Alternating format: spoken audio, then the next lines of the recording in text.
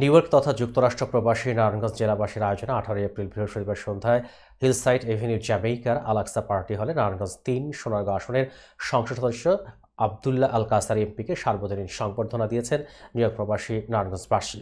আমাদের প্রতিনিধি মোহাম্মদ জহিরুল হক বশিরের পাঠানো তথ্যচিত্র থেকে জানা যায়, মুজিবুর রহমানের সভাপতি হিসেবে স্বাগত বক্তব্য রাখেন এবং সম্মানিত অতিথিদের মধ্যে আমন্ত্রিত অতিথি হিসেবে খুবই গুরুত্বপূর্ণ বক্তব্য রাখেন নিউ ইয়র্কের কনসাল জেনারেল নাজমুল হুদা।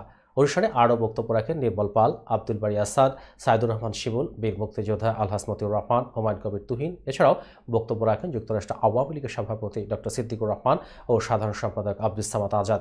অন্যান্যদের মধ্যে আরও বক্তব্য রাখেন প্রাচ্যের ড্যান্ডি খ্যাত নারায়ণগঞ্জ ৩ সোনারগাঁও আসনের মাননীয় সংসদ সদস্য আবদুল্লাহ আল কায়সারের সহধর্মিণী রুবিয়া সুলতানা। তিনি ও সকলের প্রতি আন্তরিক শুভেচ্ছা, শুভকামনা ও কৃতজ্ঞতা প্রকাশ করেন।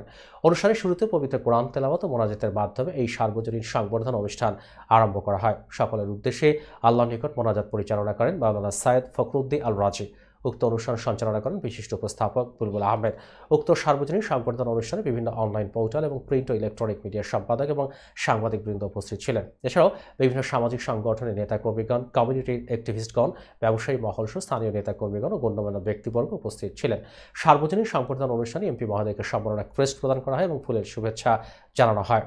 এমপি মহোদয় তার বক্তব্যে সবার প্রতি তিনি আন্তরিকভাবে ধন্যবাদ ও কৃতজ্ঞতা প্রকাশ করেন এবং তিনি বলেন, প্রবাসীরাও যেন ভোট প্রদান করতে পারে সেই জন্য সকলের স্মার্ট কার্ড প্রয়োজন।